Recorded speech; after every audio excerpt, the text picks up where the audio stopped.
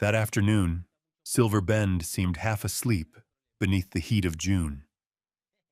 The wind carried red dust from the southern desert, curling through the rutted main street before slamming against the porch of the general store, making the wooden sign creak like an old complaint.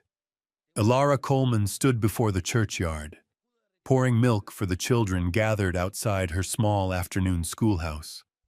Their laughter shimmered in the sunlight, clear and brief, like drops of water hitting hot sand. In Silver Bend, most folks still avoided her gaze. A black woman, unmarried, living by teaching letters and mending clothes. But the children knew no prejudice. To them, she was simply kind, her hands always smelling faintly of soap. From afar, the train whistle tore through the stillness, a long, sharp cry that sent the sparrows scattering from the wires. The train was early. Elara looked up, squinting toward the rising dust along the rail line that cut across the yellow field. No one else paid it much mind, except her. 10 years ago, at that very spot, a young man had promised he would come back. That promise had tethered her heart through the long, quiet years, until she came to resent the memory for refusing to fade. She turned to gather the children inside before the sun grew harsher. But then, among the passengers stepping down, she saw a figure. He stood at the last car, holding a worn leather bag. His coat was dusty, hat brim low over a sunburned face. The light caught through the haze, and for one suspended instant, Elara felt the world stop. James Rourke.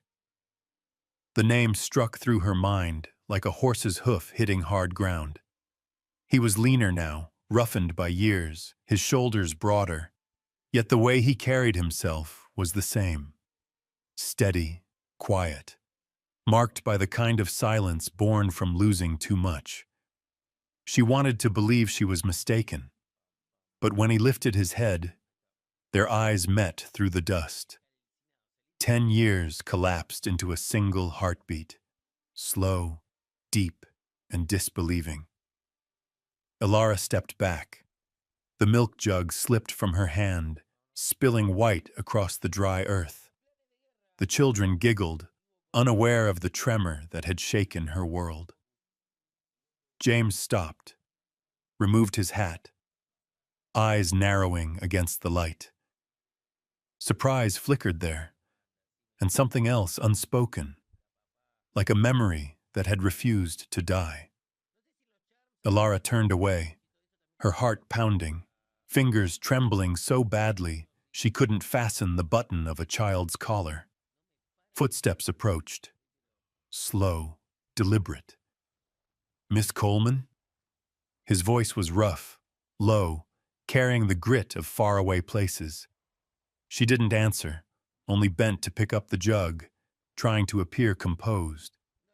The children glanced between them, sensing something heavy in the air. He stopped a few paces away, his shadow stretching long over the dirt. "You came back to Silver Bend?" she asked, not looking at him. "Seems I still owe this town a debt," he said quietly. The air shifted, as if someone had brushed against an old wound. Elara looked up, meeting his gaze. 10 years ago, they had parted at this very station. He had left, promising to return when he had land and a home. She had waited through 4 seasons before understanding that promises, too, can turn to dust. "Silver Bend isn't your place anymore," she said softly. He smiled faintly, tiredly. "Maybe not, but someone here still remembers what I said." Elara tightened her grip on the jug. Milk seeped from the lid, dripping warm onto her fingers. The small shock of it steadied her. "That person isn't here anymore," she said, calm now. She learned how to live without waiting. A gust of wind rose, sweeping dust across the street. The church bell rang in the distance. James nodded once, saying nothing more. He placed his hat back on and turned away. Ilara watched him go, a strange ache stirring in her chest. Not hatred, not forgiveness. Just something old flickering back to life, fragile and dangerous as embers under ash. As the train began to move again, the iron wheels grinding over the rails echoed through her chest. She closed her eyes, drew a long breath, and when she opened them, he was still there, standing at the corner, watching her. Sunlight cut beneath the brim of his hat, catching his weathered face, and in her mind, she heard her own voice whisper a name she thought she'd forgotten. James Rourke. And under that burning sky, the words from long ago returned. Soft, but sharp enough to draw blood. Some promises don't die. They just wait for the dust to settle. Silver Bend wasn't a big town, but rumors there could outlive a man's lifetime. Every morning when Ilara opened the door to her small classroom beside the church, she heard the creak of wagon wheels on the main street, the tap of boots on wooden boards, the calls of merchants trading goods, all sounds she'd long grown used to, except for the stairs. They lingered just long enough to chill her skin, even beneath a sun hot enough to crack the earth. She wore a gray cotton dress, a scarf tied neatly around her hair, her dark hands rough from work as she swept dust from the porch. Across the street, Mrs. Vaughn peered from the general store window and gave a slow shake of her head. In Silver Bend, people's memories were short when it came to good deeds, but they could cling to a bad one for decades. For 10 quiet years, Ilara had lived without complaint, teaching children, mending shirts, writing letters for those who couldn't write their own. She thought she had made peace with being forgotten, until James Rourke stepped off that red-dusted train. It took only an afternoon for the town to start whispering again. "I heard he was wanted down in Santa Fe," Mrs. Vaughn said in the barber shop. "Shot a man, then vanished," the saloon keeper added. "Now he's back, probably looking for someone." "Someone like Miss Coleman," another voice chimed in. A dry, rasping laugh followed. "So the outlaw came back for the colored school teacher, did he?" Ilara didn't need to ask. She heard it all, through half-open windows, in the way eyes trailed after her across the street, in the silence that followed her footsteps. That evening, Sheriff Harlow came to her door. A tall man with a clean-shaven jaw, a revolver on his hip, and an expression caught somewhere between pity and pride. "You'd best keep your distance from Rourke," he said evenly. "I know you want a quiet life, but quiet doesn't come easy to a man with a noose waiting for him in Santa Fe." Ilara set the water jug on the table and said nothing. After a moment, she answered, "He just got to town, Sheriff." "Yeah," Harlow replied, tipping his hat, "and trouble just got here with him." When he left, the smell of dust and gun oil lingered in the air. Ilara stood by the door a long while, looking toward the western hills, the place where the wind hummed through broken fences, where she had once waited for a man everyone said would never return. The next day, the wind rose strong. The fence around her little schoolyard toppled. She knelt to gather the scattered planks, her hands bleeding where the dry wood splintered her skin. Still, she pressed each stake back into the earth, fighting the wind to keep her small piece of the world standing. A voice behind her made her stop. "Let me give you a hand." She turned. James stood there, coat slung over one shoulder, hair tousled, eyes steady. The dust of travel was gone, leaving only a man worn by years and silence. "You don't have to. I owe you a fence," he said quietly, picking up the hammer from her hand. his tone as soft as confession. Ilara watched him drive each nail, his arms taut, a pale scar running along his wrist. Sweat slid down his temple and fell into the dirt. "People are talking," she said after a pause. "I know," he cut in, eyes still on the wood. "They said I killed a man. I didn't.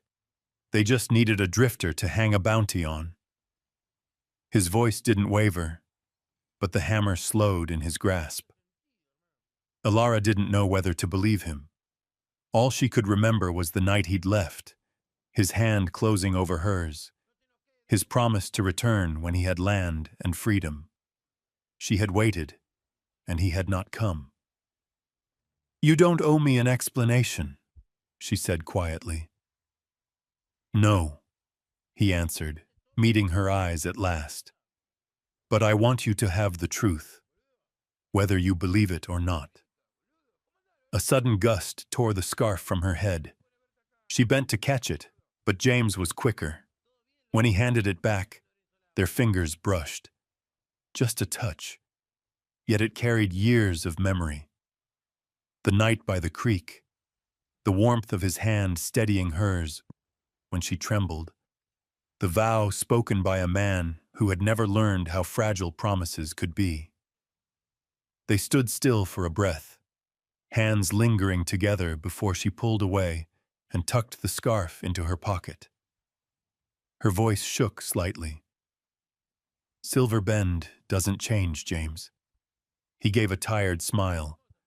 "I'm not asking it to. I just hope someone here still remembers." She looked at him once more, not in anger this time. In her gaze was something like a light rain, sudden, cool, but softening the hard earth. James set the hammer down and straightened. "Thanks for letting me help," he said. Ilara only nodded. As he turned and walked away, she realized her heart felt strange, no longer still, yet far from calm. On the fence they had just mended, a strip of gray cloth she'd tied fluttered loose in the wind and brushed his shoulder as he passed. He looked back, and though his face was dust-worn, his eyes held the color of the past, the same as they once had, before the town forgot them both. That noon, the sky above Silver Bend changed without warning. Dark clouds rolled down from the Sangre de Cristo range, curling thick as blacksmith smoke. The wind whipped through town, scattering red dust and snapping the flags that hung above the saloon.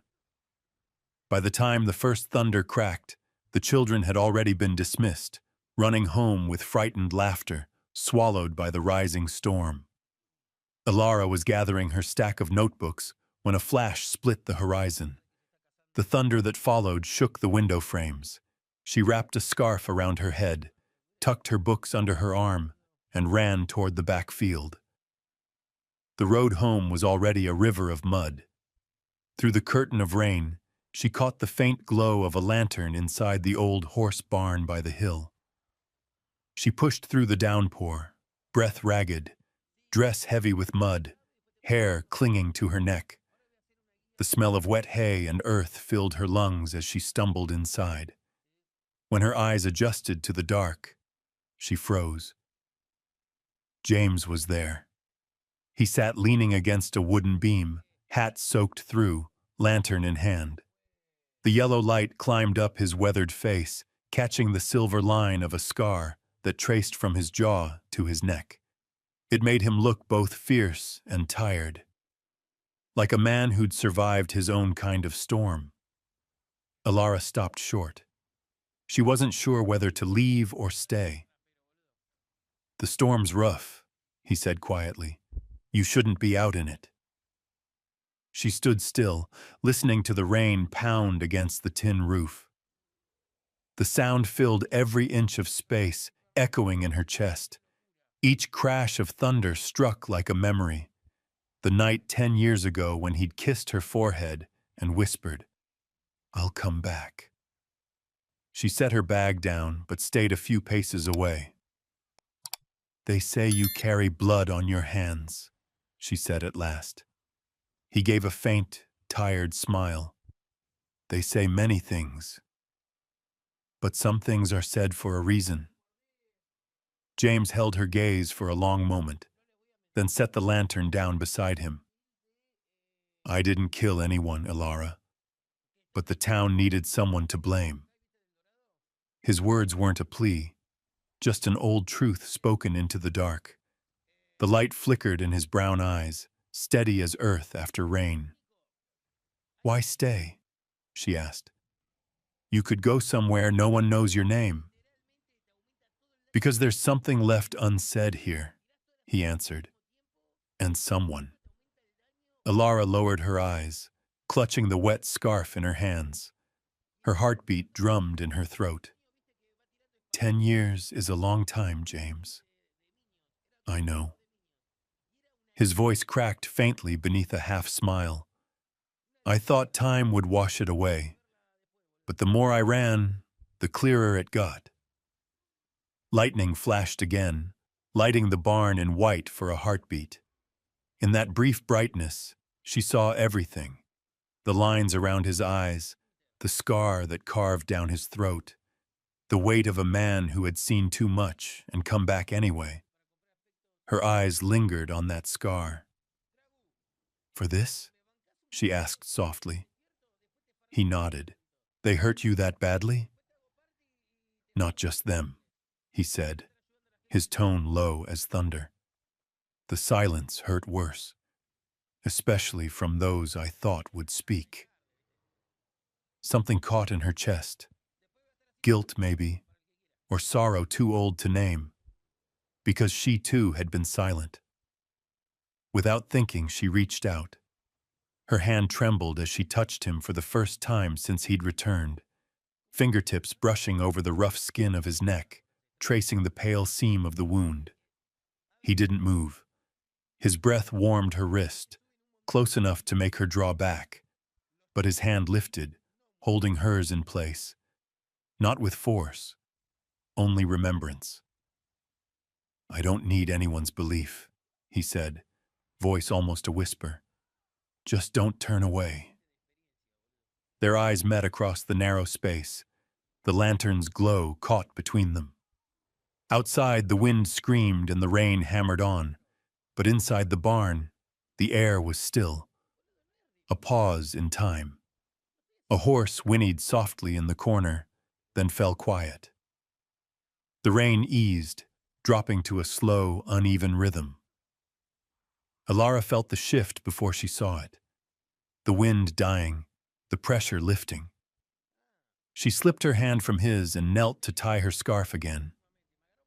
Neither of them spoke. When she finally stepped outside, the western sky had cracked open, streaks of copper and gray breaking through the clouds. The storm over Silver Bend was passing. The one inside her had only just begun. After the storm, Silver Bend smelled of wet earth and smoke. Windows opened again. The blacksmith's hammer rang out. Wagon wheels clattered down the main street. The town looked peaceful enough, but something in the air had changed. Sheriff Grant Harlow was the first to notice. He stood on the boardwalk outside his office, watching Ilara Coleman and James Rourke walk side by side down the dusty road toward the church. She carried a basket of bread. He held a bundle of firewood for her. Morning light softened the world around them, warm and golden, and the sight pressed something heavy against Grant's chest. He wasn't a cruel man. He'd helped Ilara build her first classroom, lent her the money for benches and books, even thought, once, that if she'd only looked his way, maybe he could have been the one beside her now. But as he watched James Rourke fall in step with her, he understood the bitter truth. Some things, no matter how fair you play, were never meant to be yours. That afternoon, Grant sent word for James to meet him at McGrady's saloon. "Heard you spent some time in Santa Fe," the sheriff said, turning his whiskey glass slow between his fingers. James nodded. "Worked at a horse ranch there." Before or after the robbery in 75? The question was quiet, but it fell like a hammer. The chatter in the saloon died off. Men turned in their chairs, eyes narrowing. James lifted his gaze. Before, he said evenly. Word was a woman died in that mess. Word is, James replied, people like to talk. True, Harlow said with a thin smile. And in this town, folks like to believe the worst. James set his glass down and rose. If that's all you called me for, Sheriff, I've heard enough. Grant's smile faded to something harder. Just wanted to know if you came back for the past or for someone. When the saloon door shut behind James, the whispers began again. The seed was planted, and in Silver Bend, rumor was a weed. It didn't need water to grow. By the next morning, the air had shifted. When Alara stepped into the general store, the room went still. Mrs. Vaughn stopped wrapping parcels mid-motion, then quietly slid the bundle to the other side of the counter. A man by the stove cleared his throat and muttered just loud enough for her to hear. Not surprised. She always did have a way with men. Poor fools never stood a chance. Alara's hands trembled as she handed over her coins. She said nothing, only left, her steps brisk against the wooden boards outside. Behind her, the wind caught under the eaves, whispering like a crowd of unseen voices. When she reached home, a slip of paper waited under her door. Santa Fe doesn't forget its ghosts. No signature. She stared at it for a long time before striking a match. The paper curled, turned to ash, and drifted into the gray of evening. James didn't come by the school after that. For 3 days, he vanished. She told herself it didn't matter. But each time she heard hoofbeats in the distance, her heart leapt, then fell again when the rider passed by. On the 4th night, when rain began to patter against the windows, there came a knock at her door. Not loud. 3 slow, steady taps. She opened it to find James standing there, soaked through, coat dripping, hair plastered to his forehead. His eyes looked tired in the lamplight. They've started talking again, haven't they? She said softly. He didn't answer right away. Rain hissed behind him, blurring his outline in mist. I don't need them to believe me, he said at last. Just need you not to turn away. Alara gripped the curtain in her hand. Her heart wanted to trust, but fear, old and familiar, dug its claws deep. 10 years ago, he had said almost the same words before walking away and leaving her to the judgment of this same town. I don't know what to believe anymore, she whispered. James bowed his head. I know. He turned and stepped down from the porch. The wind caught his coat. The rain lashed across his face, but he didn't look back. Alara watched him go, caught between 2 lives. The calm she'd built over 10 years of silence, and the storm that had returned wearing his name. The door closed, but her hand stayed on the curtain, trembling as if it still held his voice. Outside, the sound of hooves faded into the rain, leaving behind only the hush of water, the weight of unspoken words, and the ache of a promise that refused to die. That night, a dry wind blew in from the west, carrying the faint smell of smoke. At first, no one noticed. Then came the scream that tore through the stillness. Alara! The storage barn's on fire! She had been tidying the classroom, lamplight stretching her shadow across the wall. At the shout, she dropped everything and ran, her skirt catching on the steps. From afar, the sky was already bleeding red. Smoke rolled like a living beast, licking the rooftops as people poured into the street with buckets too small to matter. The McAllister gang, the same outlaws driven from town the year before, had returned. They were out for revenge, and they'd set fire to the town's main grain barn, the heart of Silver Bend's winter supply. Sheriff Grant Harlow fired a warning shot into the air, shouting orders, but the wind howled too strong, the fire spreading too fast. Amid the chaos, a woman screamed, "My boy! My boy's still in there!" Ilara froze. It was Amos, her student, the small boy who came early each morning to sweep the porch, now trapped behind walls already glowing orange. No one dared step forward. The heat drove them back, smoke thick enough to choke the lungs. Then, through the roar of flame, came the sound of hooves, heavy, cutting through the panic. James Rourke rode in on a black horse, dust and fire glinting off his coat. He said nothing. "Rourke, don't!" Harlow shouted. "It's coming down any minute!" James swung off the horse, tore off his coat, soaked a cloth in water, and wrapped it over his mouth. Without a word, he plunged into the fire. Ilara stood frozen, her heart caught between disbelief and terror. The barn hissed and groaned, beams snapping inside. Every second stretched like a knife's edge. She wanted to hope, and yet feared the cruel silence that always follows a broken promise. Then the sheriff stumbled, hit by a flying plank, blood streaming down his temple. The crowd wavered in fear. Sparks burst in the wind like wild stars, and then, out of the haze, a shape emerged. James. He carried Amos in his arms. His shirt hung in tatters, his back scorched black. He staggered forward, smoke clinging to him like a shroud.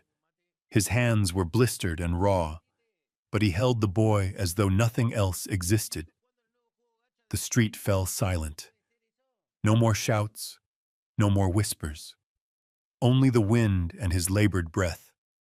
Ilara rushed to him, knees hitting the dirt beside his body. Amos was pulled into his mother's arms, sobbing but alive. James collapsed, his burned hands trembling. "James!" she cried, tears spilling through the smoke. He looked up at her, eyes bright beneath the ash. His face was torn, soot-streaked, yet still unmistakably alive. "Don't you dare die," she whispered, clutching his hand. "Do you hear me? Don't you die on me." He tried to speak, breath breaking in his chest. "I told you," his voice rasped, raw and thin. "I'd come back and stay." Her tears fell onto his burned skin. The heat beneath her palm was fierce, not just from the fire, but from the promise he had kept with his body and his pain. The townsfolk moved in silence, bringing blankets, passing water, doing what they could. Sheriff Harlow, his face pale and bleeding, knelt nearby. In his eyes burned a mix of shame and something close to reverence. "You saved that boy," he said hoarsely, "and maybe this whole town with him." No one replied. The night spoke for them, a night split open by courage. By morning, the barn was nothing but blackened timber and thin trails of smoke curling into a mercilessly blue sky. In a small cabin on the edge of town, Ilara sat beside James's bed. His hands were wrapped in thick white bandages. Each breath he drew made the fabric rise and fall like fragile sails. She dabbed his forehead with a damp cloth, her eyes burning from the scent of medicine and ash. Outside, the talk had changed. Rourke saved that child. No one else could have done it. Maybe we were wrong about him. Ilara didn't turn toward the sound of their voices. She only placed her hand gently over his bandaged one, feeling the faint warmth beneath. Through the window, the last of the smoke faded. The sky opened. soft gold and blue, the first true light after the storm. She whispered, barely louder than a breath, "You kept your word, James Rourke." And in that quiet moment, something melted, not just the ashes of the fire, but the wall that had stood between them, between the pain of yesterday and the fragile hope of what might come next. That night, Silver Bend lay silent, as if the whole town was sleeping in the ashes and breath of the day that had burned.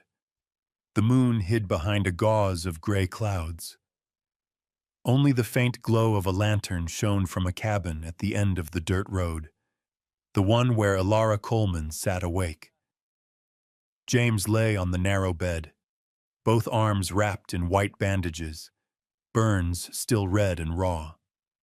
His breathing was heavy but steady, the slow rhythm of a horse resting after a long, punishing ride. Elara sat beside him, her cotton dress darkened by stains of liniment and soot, the sharp scent of pine oil mixed with the dry sweetness of hay. Through the window drifted the sounds of night, crickets, the hush of warm soil, the faint memory of rain. She pulled the blanket higher over his chest, her hand trembling as she brushed his forehead to check for fever. "You don't have to stay up," he murmured, voice hoarse from smoke.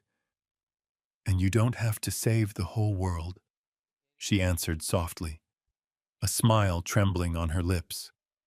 He opened his eyes, studying her.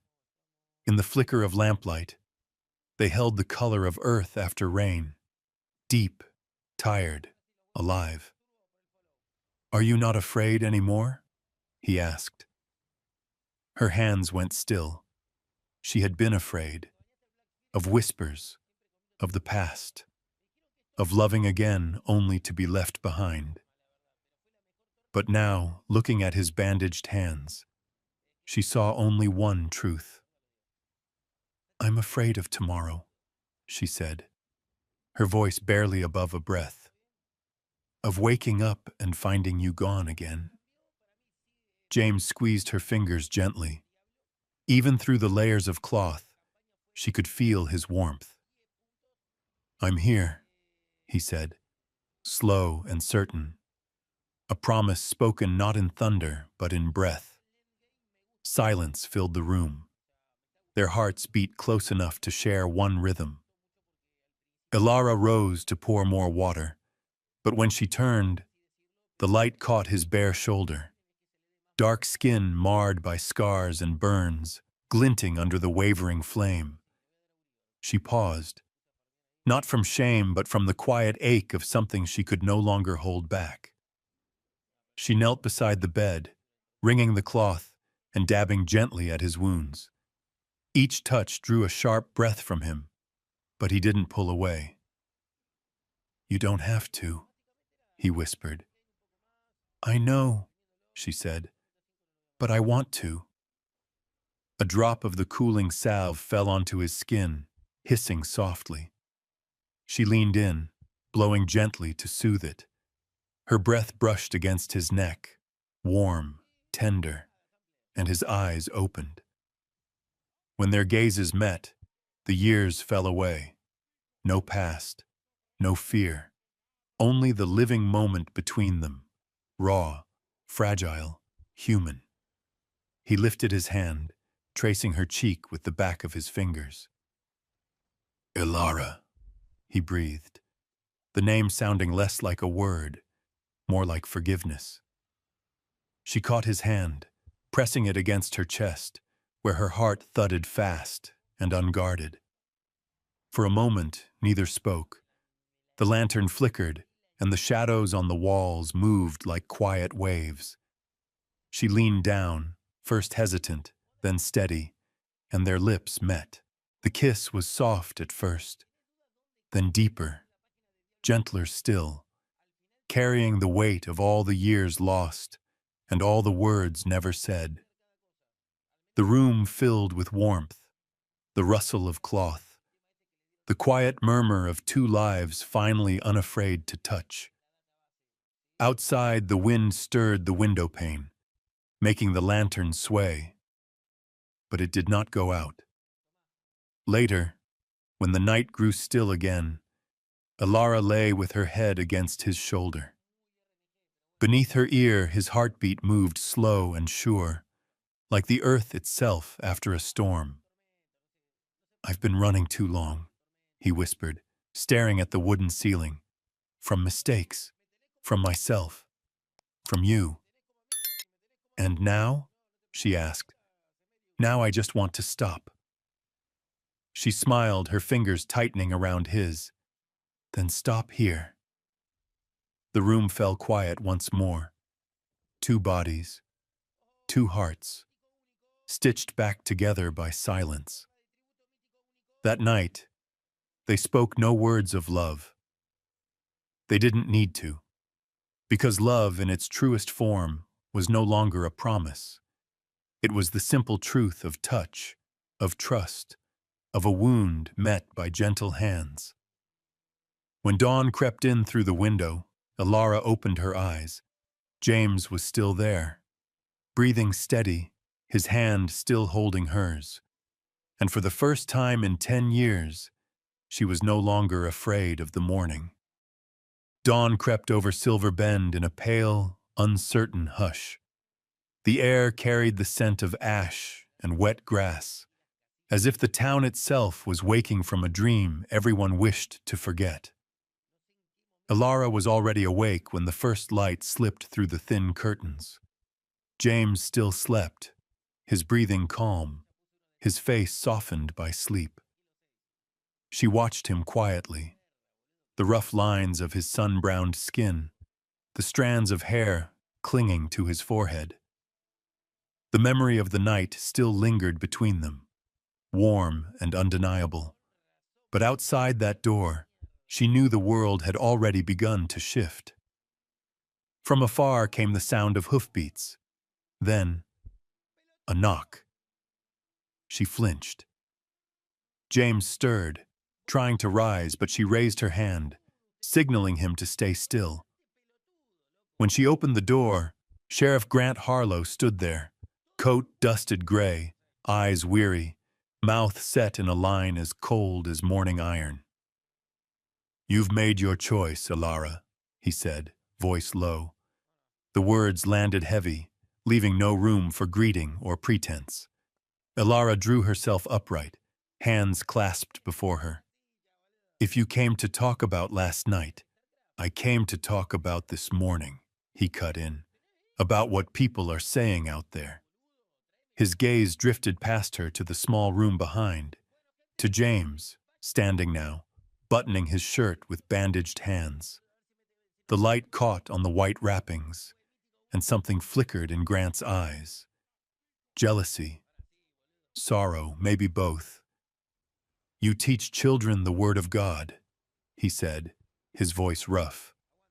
"And now the whole town knows you kept a wanted man under your roof all night." Her chest tightened, but her tone stayed calm. "That wanted man saved a life, while you were bleeding in the dirt."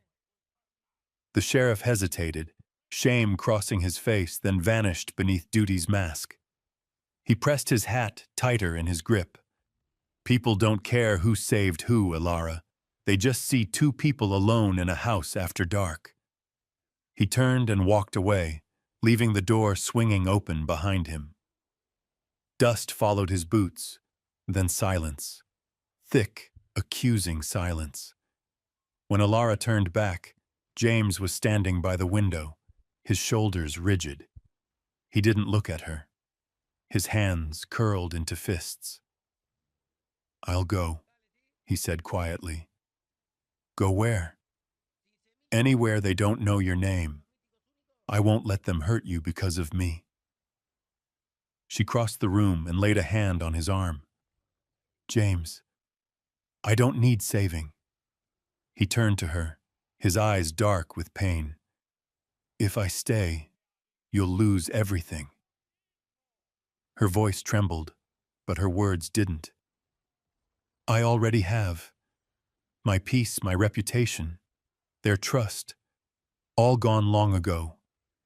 The only thing I've found again," she paused, her throat tight, "is you."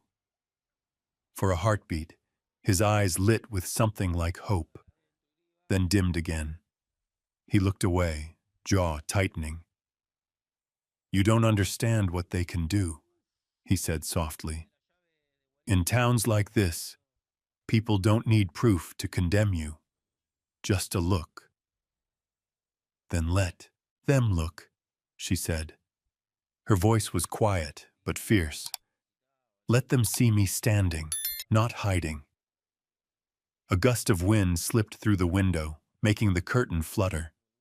Morning light brushed her face, and in it, James saw a woman no longer bound by fear. Not the girl who once cried in the dark, but someone who had learned how to endure the weight of other people's silence. He reached out and took her hand, holding it as if afraid to break it. "I'm not worth what you'll lose. I don't want to keep anything I have to hide," she whispered. Her words hung between them, fragile, brave. Outside, the noise of the waking town swelled. Murmurs, doors slamming, the rhythm of footsteps on wooden walks. Rumors traveled faster than the sun. James drew a deep breath, eyes lifting toward the western hills still smudged with traces of smoke. "I used to think peace meant leaving," he said. "But you're right. Running isn't living."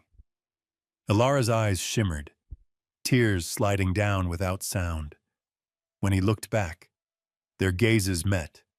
No vows, no grand words, just the quiet understanding that they were done with running. From the street, Sheriff Harlow glanced once toward the cabin.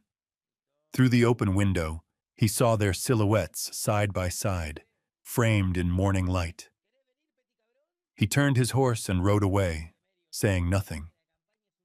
The wind moved through the empty road, sweeping away what was left of the night.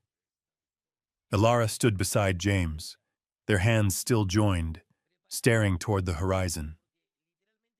Behind the town, sunlight spilled slowly across the hills, steady, golden, unstoppable. And in that new light, she whispered, "Then we stay, no matter what they say." James said nothing, only tightened his grip on her hand. Outside, the church bell began to ring, a sound she had heard her whole life. But this morning, for the first time in years, it didn't sound like judgment. It sounded like truth. The early summer wind carried the smell of sand and smoke, swirling pale dust across Silver Bend's main street.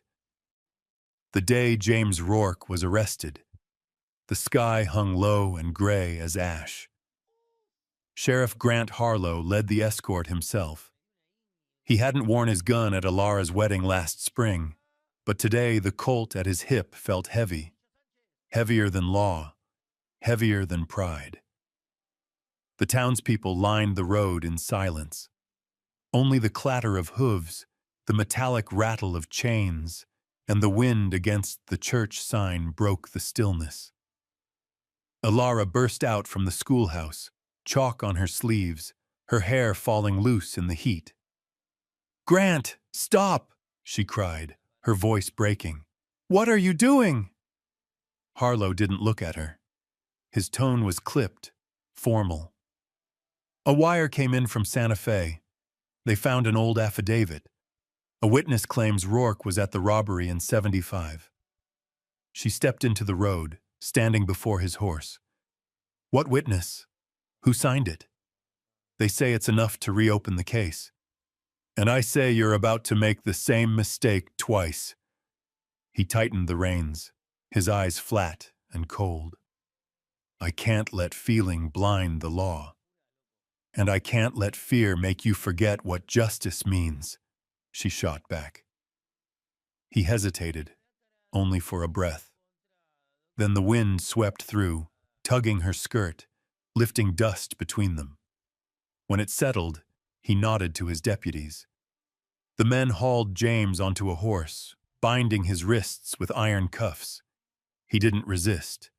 He only turned once, his eyes meeting hers.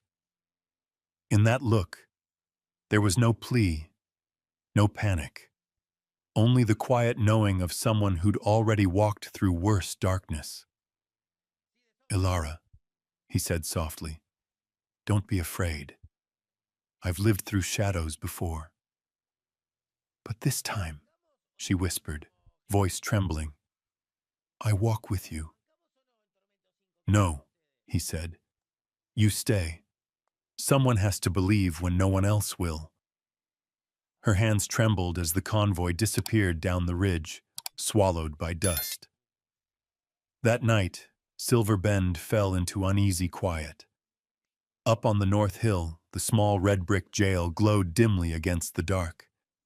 Ilara climbed the path with a lantern, its flames struggling against the wind. The guard let her in for 5 minutes. The door groaned open with a scrape of rust. She walked down the narrow corridor, air thick with the smell of damp stone and old iron. Her footsteps echoed softly until she reached the last cell. James sat in the corner, back against the wall, wrists cuffed. The lamplight pooled around him, catching the rough planes of his face. The same face she had once touched in peace, now half lost to shadow. "Ilara," he said, voice rough, worn. She pressed her hands against the bars, fingers curling as if she could bridge the space between them. "Are you all right?" she asked. He smiled faintly, a weary, uneven smile. "Better than the days I had nothing left to believe in." Her throat tightened. She lowered her gaze to her shaking hands. "I believe you." 3 words. Small, fragile but whole. They filled the room like breath returning to lungs. James bowed his head, hair falling over his brow. His voice came low, quiet as dust settling after a storm. "And that's what makes me want to live." Silence. Only the wind outside the barred window, carrying the scent of dry grass. The lamp flickered, and their shadows fused on the stone floor. 2 outlines meeting through cold iron. "I'm tired," he murmured. "Tired of proving to the world what I already know. That I didn't steal, didn't kill. My only crime was leaving too long." He looked up, eyes steady though rimmed with exhaustion. "Ilara, if I don't come back tomorrow, don't say that. Then remember, I kept my promise. I stayed, even if only in memory." She reached through the bars, fingertips brushing his wrist. His skin was cool, but beneath it, his pulse beat slow and sure. "No," she whispered, tears falling freely now. "You'll come back. And when you do, you'll find me waiting." The guard's knock broke the moment. Time was up. She drew her hand away, leaving the warmth of her touch on the cold steel. James watched her go, his eyes bright against the dark. The light of a man who'd been believed in when it mattered most. Outside, the night wind rose, scattering sand across the hill. Ilara didn't look back. She gripped the sealed letter in her hand, the one that might yet turn fate's tide. Inside the cell, James lifted his head. Moonlight slipped through the narrow window, tracing the scar along his neck, silver like thread. He closed his eyes and whispered, "You believe me. That's enough." Beyond the walls, the wind carried dust through the valley, a trail of dust. But beneath that shifting earth, a promise still burned. That morning, the sky over Silver Bend was startlingly clear, too bright, too gentle for a town that had spent so long breathing dust and rumor. Sunlight poured across the main street, glinting off the weathered shop signs, the glass of the mercantile, the churchyard where children played but avoided Alara's eyes as she passed. She walked steadily among them, her hands clutching a worn envelope, fragile enough for the wind to tear away, yet heavier than the 10 years she and James had carried together. The letter had come from Santa Fe. The postmark was blurred. The handwriting trembled but held its courage. Mrs. Caroline Whitlock, a widow. She wrote that James Rourke was not a killer, but a savior. In her letter, she confessed. In 1875, during the robbery, her husband, a rancher, had been badly wounded. James, then a hired hand, had risked his life to pull the man from a burning stable. But when the law arrived, the real thief framed James to buy time for his own escape. "We were afraid," the widow wrote in shaky ink, "and we stayed silent. But now my husband is gone. I can't let an innocent man bear his guilt any longer." Alara read the letter 3 times before folding it carefully, pressing it flat against her chest. She knew what she had to do. By afternoon, the courthouse was full. Word had spread faster than wildfire. New evidence. She's coming. The teacher's lost her mind again. Sheriff Grant Harlow stood at the front, face pale under the brim of his hat. The lines around his mouth were carved deep, from duty or regret, no one could tell. Behind him, James sat in the holding room, wrists still wrapped in white bandages, his gaze calm but distant. When Alara entered, the murmurs died. Even the air seemed to still. Mrs. Vaughn, in the first row, looked away. A few men lowered their eyes, pretending to adjust their hats. Alara's steps didn't falter. She stopped before the sheriff's desk. "Sheriff," she said evenly, "I have something to submit." Grant nodded for the deputy to take it. Alara broke the seal herself and began to read aloud. Her voice filled the wooden room, clear and unwavering. "James Rourke saved my husband's life. He is innocent." No one spoke. Only the whisper of paper in her trembling hands and the ticking of the courthouse clock, steady as a heartbeat in a town forced, at last, to hear what it had refused to listen to for years. Harlow took the letter, reading it again in silence. His lips moved slightly, as though tasting each word. When he finally lifted his eyes, something in them had softened. "This signature, it's genuine," he said quietly. Mrs. Whitlock's name was in the original record. A murmur rippled through the crowd, then faded into stillness. James was brought forward. He looked at Alara, not smiling, not speaking, just a small nod that held everything: gratitude, disbelief, grace.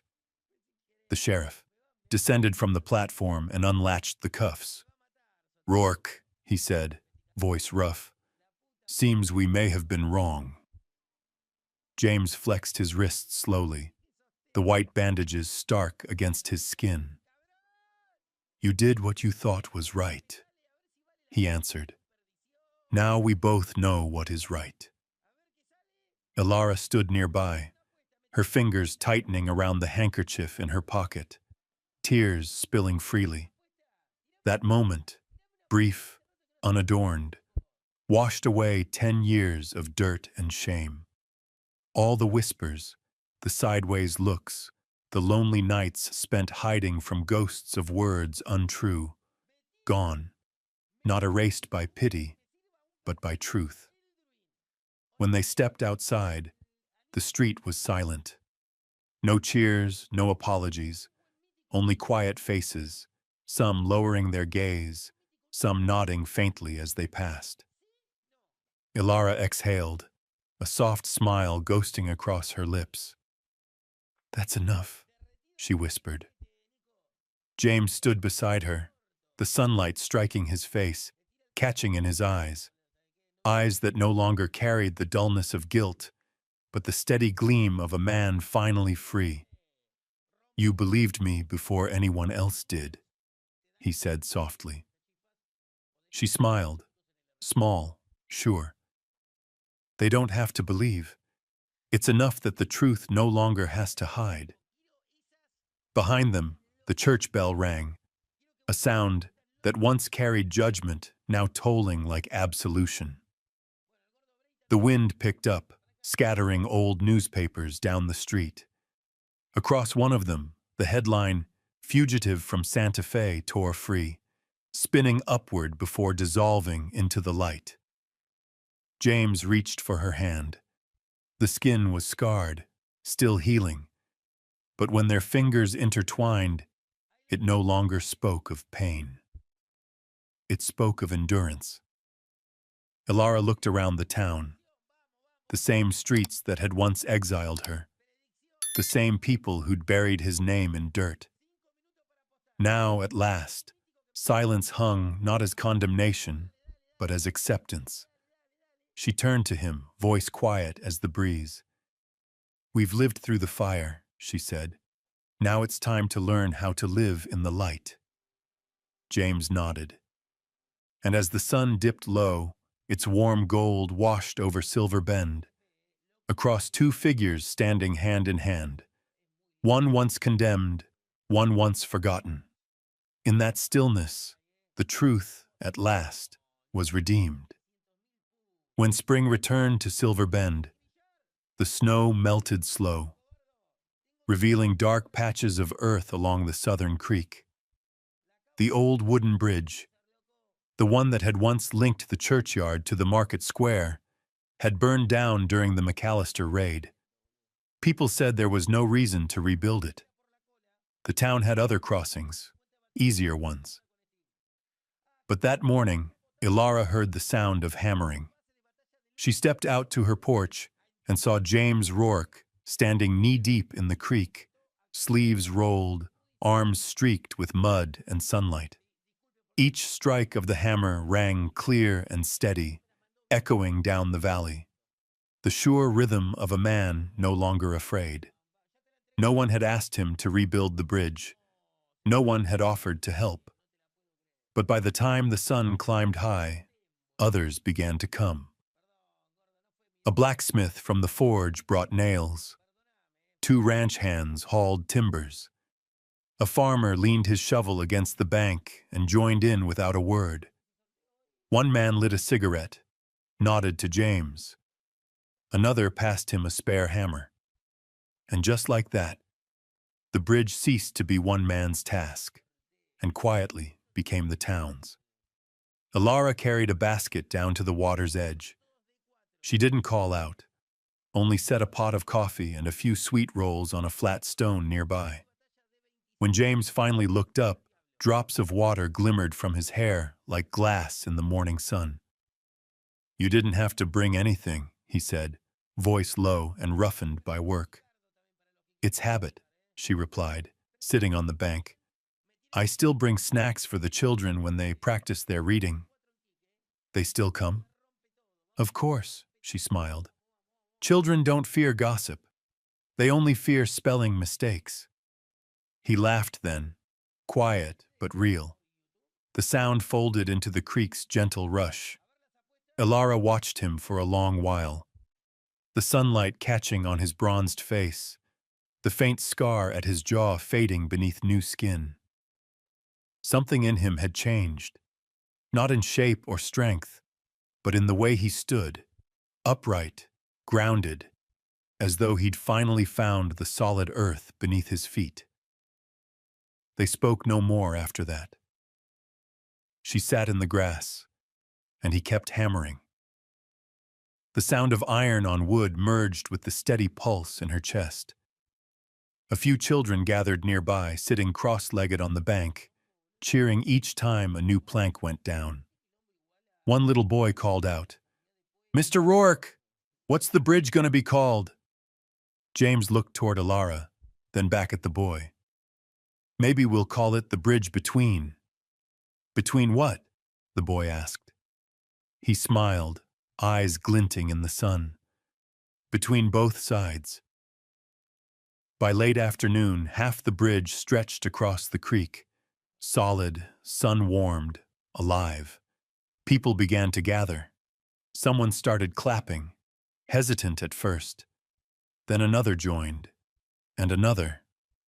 Soft, rhythmic, not loud enough to break the calm.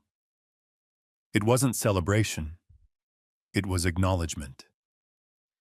The town, at last, had found a quiet way to say welcome back. Alara stood near the asung, water, her hands dusted with sawdust.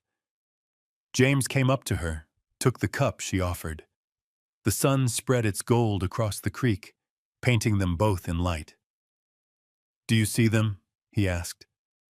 "I do. They're looking this time." "Yes," she said softly, "but not in hate." He nodded. "No. This time, it's respect." They stood side by side, watching the children run across the planks, their laughter echoing against the hills.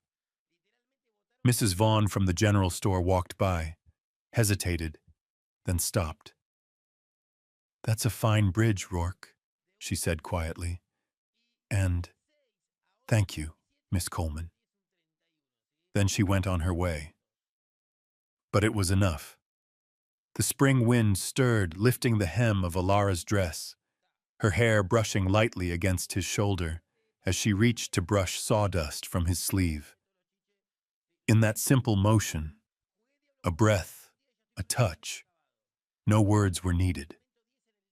Because in Silver Bend, love was never proven by hands held in public. It was in the rebuilding, the shared labor of two souls who had learned how to begin again. As the last plank was set in place, the bridge closed the gap that had once divided the town. James turned to her and smiled, not the smile of a man triumphant, but of one at peace. Alara met his gaze, her eyes bright beneath the fading sun. There were no more divides between them, not of skin, not of past, not of fear. Only the bridge, the river, and the light that stretched over two shadows standing side by side. Love, at last, required no declaration. It was enough to stand together in the light, with nothing left to hide. That summer, Silver Bend bloomed in light.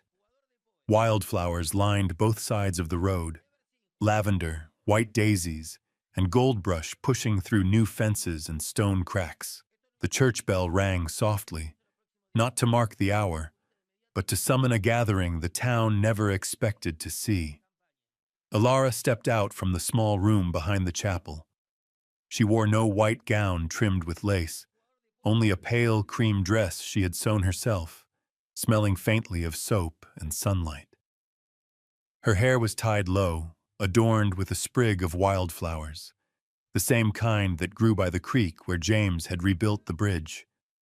Inside, every pew was filled. Faces that had once turned away now sat still, uncertain but open. The same mouths that had whispered now stayed quiet, as if searching for the right words to make amends. James stood by the altar. His shirt was new but plain, still marked with the faint fold lines from careful hands. The scar at his neck had faded to a faint silver line. When the door opened and he turned, the whole room seemed to pause. Alara walked forward, holding a small bouquet of wildflowers. There was no grand piano, no choir, only Elior, her 10-year-old student, drawing a hesitant tune from an old violin, each note trembling but full of heart. In the first pew sat Sheriff Grant Harlow. He wore no badge today, only a gray shirt, his hat resting on his knee. When the music fell silent, he rose, stepped forward, and set his revolver on the altar. "This town needs men like you," he said quietly. "The kind who don't run when the fire comes." James met his eyes and nodded. Nothing more needed to be said.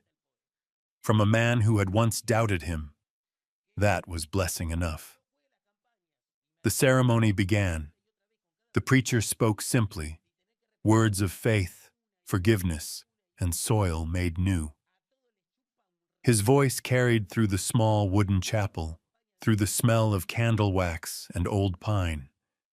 From outside came the faint murmur of the creek, threading through the open window like the breath of something alive.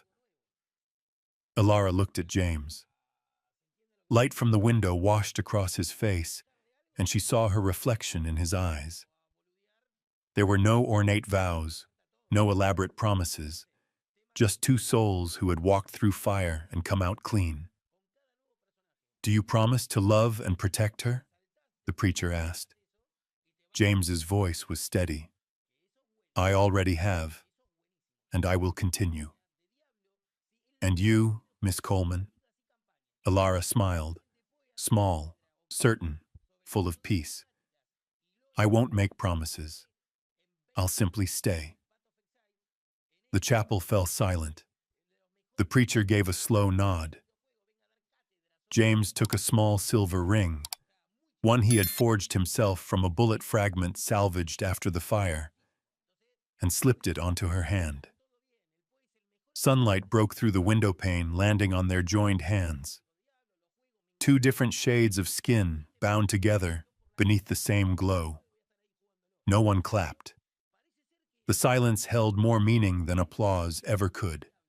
A silence thick with acknowledgement, forgiveness, and a town's quiet rebirth.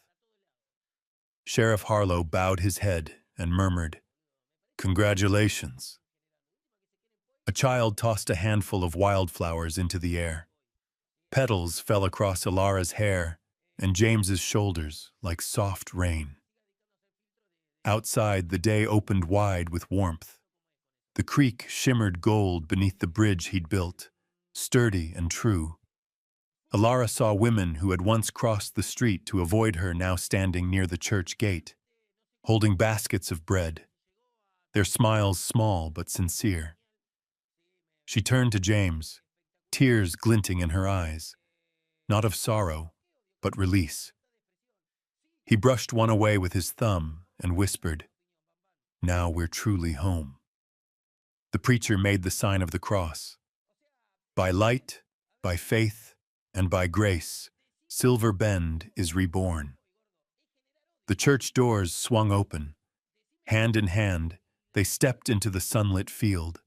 For the first time, the townspeople raised their hands in greeting, no longer to judge but to bless.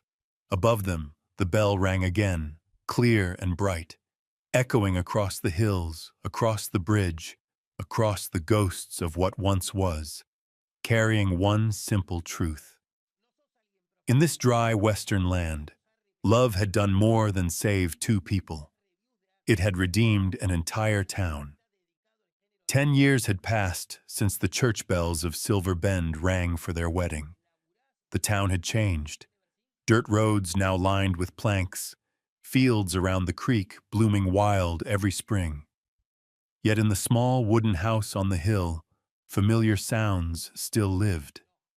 The steady rhythm of a hammer, the whisper of wind through the porch rail, and a child's laughter echoing through the morning. Alara sat by the table, threads of silver glinting in her dark hair. Across from her, a 9-year-old boy, dark-haired, brown-eyed, held a small piece of chalk. "Try again," she said gently. The boy leaned close to the slate, carving each letter with care. "Rourke." Alara smiled. "Good. You've written your name." Outside the window, James was mending the fence. Morning light spilled over his shoulders, softening the silver in his hair. When he glanced up and caught her watching, he paused. That look, after 10 years, was the same as the day they met again. Slow, deep, wordless. He stepped inside, bringing the scent of pine and sun-warmed air. "How's our young scholar?" "Better than his father," she teased. James chuckled, sitting beside her, his hands still rough from years of work. Beyond the porch, the spring wind carried the scent of dry grass and damp soil. Alara looked out toward the open fields, sunlight gliding over the earth like honey poured slow. "Are you happy?" he asked quietly. She turned to him, her voice barely a breath. "I used to be forgotten, but here I was chosen." He said nothing, only reached for her hand, holding it the way a man holds something he never means to lose. Warm, steady, real. The kind of peace they'd both spent half a lifetime trying to find. Together they stepped onto the porch. Their son chased a small dog through the yard, laughter ringing bright. Across the fields, the wooden bridge still stood, solid and greened with moss, joining two banks that once divided a town. James stood beside her, their hands entwined as the sun broke fully over the ridge, gilding every blade of grass in gold. Alara whispered, almost to the wind, "You kept your promise, James Rourke." He smiled, eyes fixed on the horizon. "Not just me," he said. "Us." Their shadows stretched long over the meadow, merging into one. Far off, the church bell tolled, no longer a sound of judgment, but a song of peace, a hymn for a promise kept to its quiet end. Some promises don't die. They just wait for the dust to settle. Some stories don't need a grand finale, only a calm morning like this.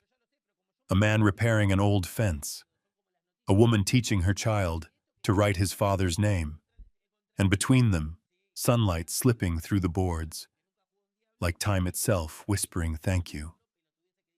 Silver Bend was no longer a town of fear or division. It had learned to look at itself through the burned, calloused hands of a once condemned man and the gentle smile of a woman once forgotten. The bridge still stood, binding what was broken, and under the soft gold of dawn, it was clear. The strongest thing in this world isn't fire. It's quiet faith that refuses to fade. Alara once said, "I used to be forgotten, but here I was chosen." Perhaps that's what we all long for. Not to be praised, but to be seen, trusted, and loved gently. For anyone who's lived through loss or misunderstanding, this story might remind you, it's never too late to begin again. Kindness, faith, and love can still take root, even in dry earth.